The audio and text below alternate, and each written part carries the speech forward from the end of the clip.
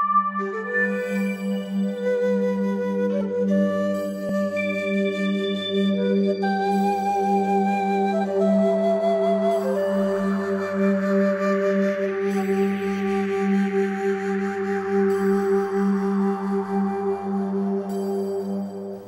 welcome to An Open Mind. I'm Anita Burns. My guest today is David Lintner. David Lintner and I go way, way back. In fact, David Lintner and I used to be married a long time ago. Now he is my best friend. David's an interesting person, as you probably already guessed, because I have only interesting people on this show. He started his journey very far from where he is now, and I'm going to let him talk to you a little bit more about that. Welcome, David. Thank you, Anita. Way, way back. Way, way back. Way, way back before we both had gray hair, only Right. I cover mine up. Right. Do I have gray hair? Well, there's one there. There's one there. So I thought the people might be a little interested to hear your story about how you came from Lutheran minister to kabbalist, Taoist, metaphysical, tarot reader, all around weird guy. Well, I think I was born weird. Yeah. So that's been a part of it. Well, the journey from Lutheran pastor to here started one Sunday morning in Houston when I was standing in the sacristy of the church getting ready for communion. And I was putting on all of my layers, all of my costumes. Did you have the pointy hat? I don't know. I didn't have the pointy hat. I had the pointy head, but I didn't have the pointy hat. I'm going to get emails from Catholics now. Yeah, that's right. And I looked in the mirror to make sure that everything was neat and straight and in order. The alb and the chasuble and the stole and everything. And as I looked in the mirror, I heard a voice. And the voice said, "You're putting yourself on." And I got it. I absolutely understood at that moment that I was putting on a self, and that I really had no clue about what was underneath that self that I was putting on. So I took the vestments off. I just took everything off at that moment. Did you go out and do the service naked? No, no, not naked, but just in my shirt and trousers. And the congregation was used to a lot of different stuff. Okay. It was a congregation that had gone through a lot of change. They were a multiracial congregation. And so they were interested in the unusual. So this was just another example of something weird that... Did they ask you about it afterwards, or just like... Yes, they did. And so I explained it, and everyone sort of was okay with that. So I had that experience. And then sometime later, I was sitting in a play in Houston, The Cocktail Party by T.S. Eliot. And as I was sitting in this play, all of a sudden I went into a trance.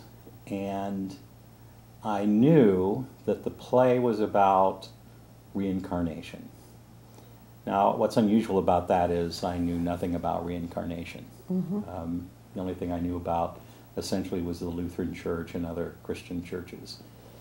And so I sat there and I watched, and the main character in this play had a very difficult decision that she had to make. And depending on the decision that she made, she would either advance or she would go back to the life that she'd lived. And she made the decision to go on.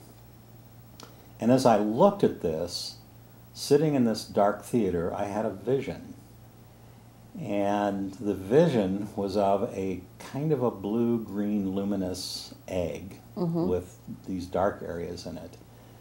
And as I looked at it, I knew that what I was looking at was my soul. And that the dark areas in the the image were bruises, if you will, of my soul that represented things that I really wasn't dealing with, things that I wasn't being honest with about myself. I was just not congruent with what I thought I believed and what I was doing. So I knew at that moment I had a choice to make, and that was I either start dealing with what I was trying to ignore, or I could go on. And I decided to deal with what was happening in my life. And I made a list, and I was going to start immediately that night by dealing with some of the very difficult things that were going on. And as soon as I finished making that list and I vowed that I would begin that night, I heard the voice again. And the voice said, "It's about time." Well, sort of what comes to mind and gives me a whole new meaning to, I think it was George Bernard Shaw that said, "The play's the thing." The play is the thing, yes, definitely the thing. So how long ago was that about? Oh, that was back in the very early 80s. The next day after the play, I went to this metaphysical bookstore, the Aquarian Age. I think you remember that store. Yes, I do. In a little white house. A little white house. Full of cats. Cats, and the ladies in there kind of looked at. The sisters, they looked like sisters. Who is this person coming in? And I would go to that store and sort of look on the shelves, not certain about why I was doing that. I never bought anything until that day. And I walked into the store, and I walked over to a shelf and picked a book off the shelf immediately, opened the book to a page, and looked down and read a description of what I had experienced the night before. Wow. About a description of the soul and what it looks like, and there are dark areas in the soul that represent the things that we don't deal with in this life, and that if we don't, then after we die we have to deal with it and learn and reincarnate. So that was a very, very unusual experience for me. And I think it opened me up to some realities that I typically had not experienced up to that point. I'd lived a kind of a typical Lutheran story, if you will, a Lutheran Christian story. Although even that, for me, was unusual, because when I was in seminary, I was fortunate to have some experiences that were unusual. I spent a summer on the East Coast as a leisure pastor, an interdenominational thing with some people who were very interesting, and I had some challenges dealing with what was going on there. I spent a year, my last year of seminary, as a student chaplain at a children's hospital. But that was interesting. Well, it was very interesting because I dealt with things that I'd never had to deal with, children dying every day. Yeah. And I had a burn unit that I was responsible for, and a general medical unit. And I was on call in the evening, and I had to confront some things about what I believed to be true versus the doctrine of the church. Yeah, I would think that would really be food for thought. Yeah. Yeah, it was quite a series of emotional encounters that I had that I think broadened my attitude a great deal, and so pushed me beyond what was acceptable and right. So were you questioning at that time some of the things you learned in seminary, or did that come later? Well, I questioned, why is it that children die? It didn't seem to be fair. And I don't know that that's necessarily the doctrine of the church, as it was my own ignorance at never having encountered life and death like that before.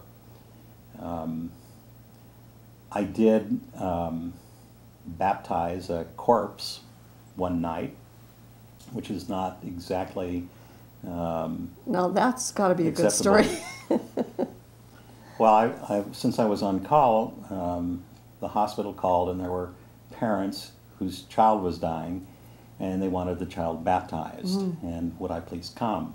So I got in the car and I was going to the hospital, and I was chewing over the theology of the church that taught that baptism is not a magical rite that ensures your entrance into heaven, but is more a symbol of one's joining a community, the community of faith, and that we should never baptize anyone in an emergency situation because people thought they were going to go to hell, but we should counsel people. Well, here I arrive at the hospital, and the child has died, and I thought, well, don't have to deal with this.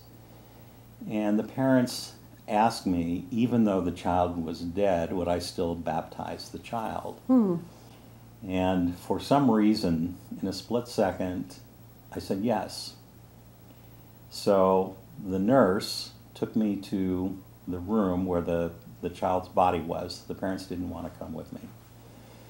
And she gave me a little paper cup and took me to the sink where I could get some water, and she left. And I thought, well, I could just say that I did it and not do it. But that's not you. I know you. Well, I made a promise, so I Yeah. did it. And then went and sat with the parents. And after I thought about this later on, what I recognized was that it didn't make any difference to me what the church teaches. What made a difference to me was about the people and where they were in that moment and what they needed.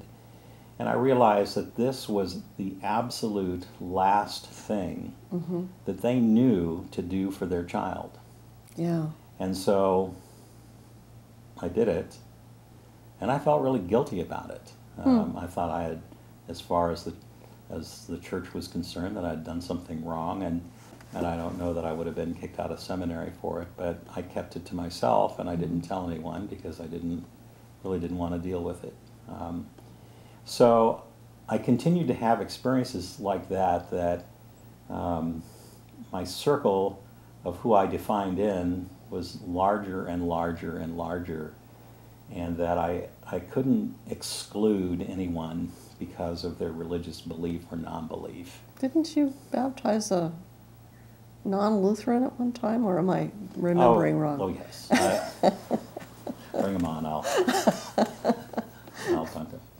So those experiences had been happening, and by the time I got to Houston and I had these experiences, I was well on my way to being open to other ways of thinking about things.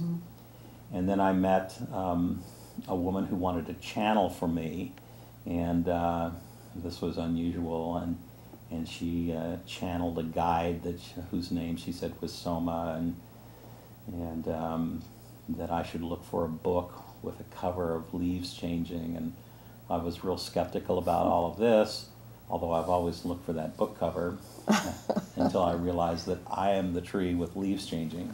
And then I bought a tarot deck, and I didn't know what that was about, and I looked at astrology, and I tried to correlate the tarot deck and astrology, and I didn't have the vaguest idea. So there was this metaphysician inside screaming to get out. Trying to wake up. Yeah.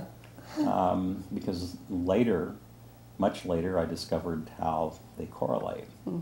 And then I met a woman who, over a plate of pork chops, I asked about your metaphysical beliefs. That would be me, yes. And so we started that dialogue, and became closer, and eventually decided to move to California. And my friends in Texas thought I was, they feared for my soul. California. And I was moving back to California after having been in Texas for 6 years. Right. 6 long years.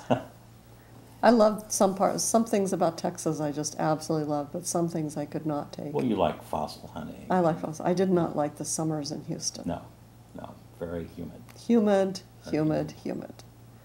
Yeah. Unlike this particular time in California where the summers are very hot and humid. But anyway, coming to California and being involved with you and your mother and her metaphysical center, the only metaphysical center named for a Mexican beer, that was Corona Light. introduced me to... Wasn't named for a Mexican beer. Oh, I know that. It was named for a cigar. That she says cigar. So, and then I had an encounter with the Vedanta Society and the Swami Swahananda. Someone introduced me to him, and I went to Swami utterly confused about everything that I was seeing and hearing, and asked him to help me become more spiritual. And he said, "You already are spiritual."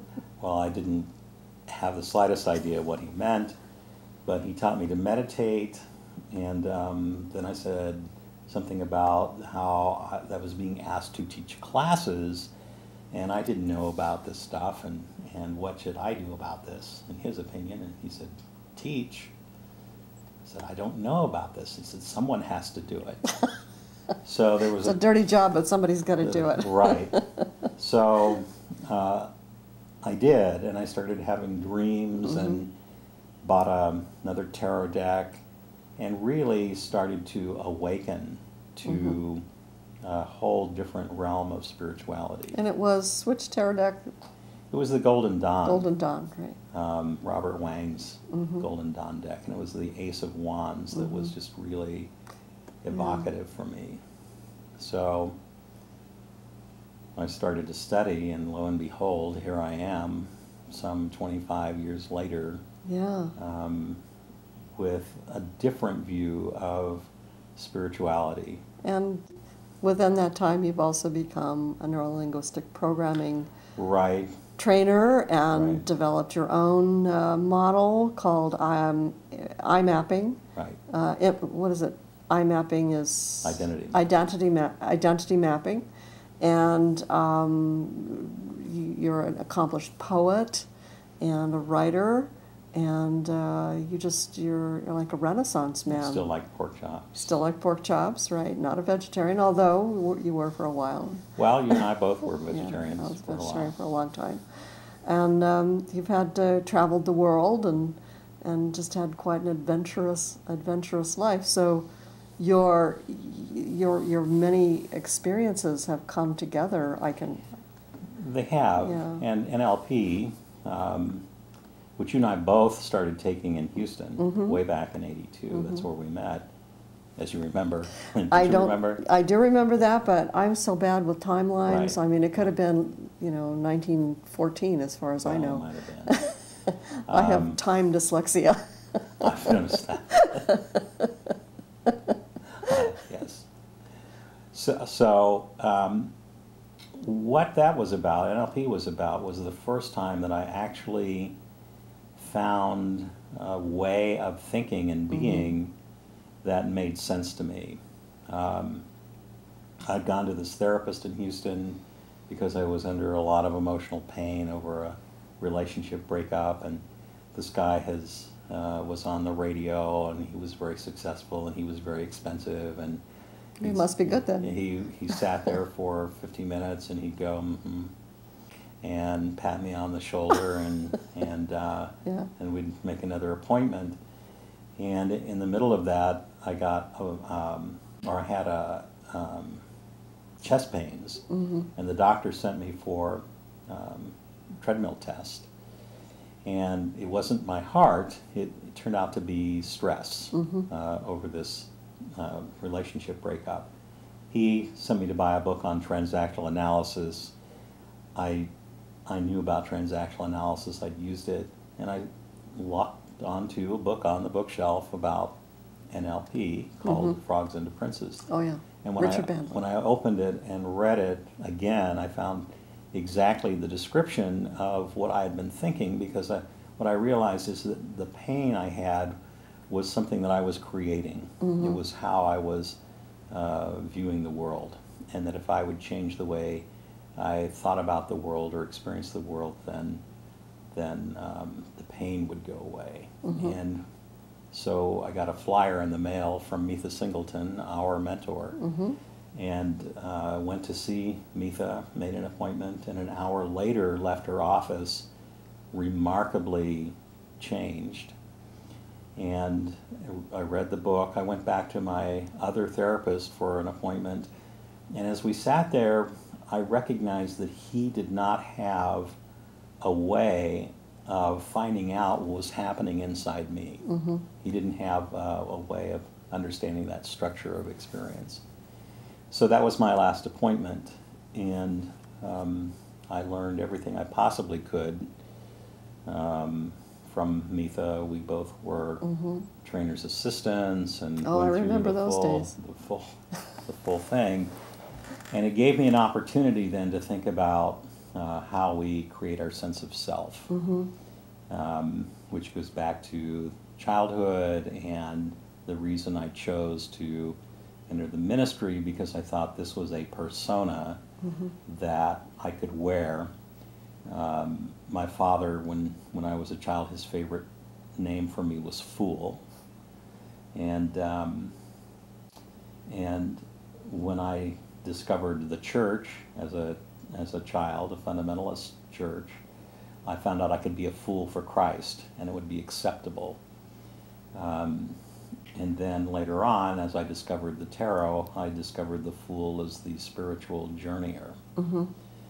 And so I began to look at how do we put this sense of self together, and took the material that I'd learned from NLP and developed this model of identity that I call I mapping or identity mapping, which has some very interesting results for people when they go through this I'm really process. intrigued by it. It seems like neurolinguistic programming, or NLP, a practitioner training, is long and in-depth, and it really trains you on how to use the technology in a therapeutic sense or in your life or on other people. It's like building a car from scratch. And your eye mapping is like learning how to be a really good driver. Right. Knowing what you need to know to make life work for you. And I've applied it in several, I mean, not several, but more than several, a lot of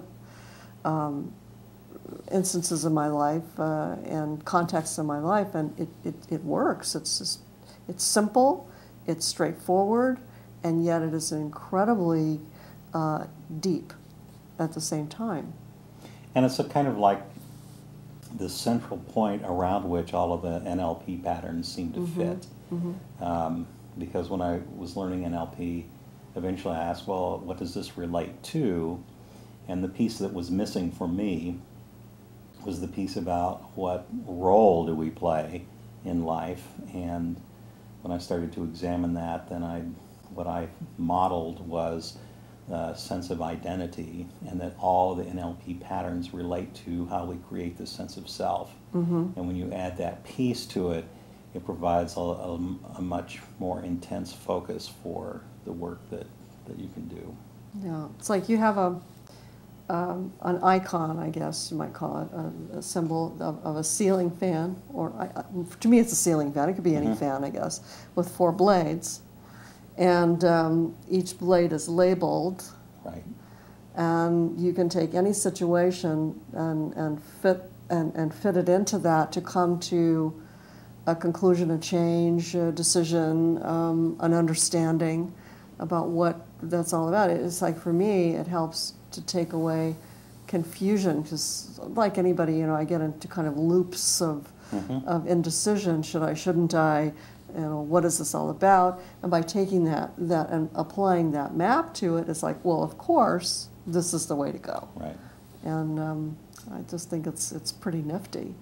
And you have a training coming up in that, I know, and that is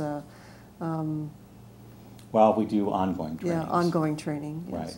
And also, you still do training in NLP, and NLP training, we do NLP training together. We do it together. We like frickin' frack.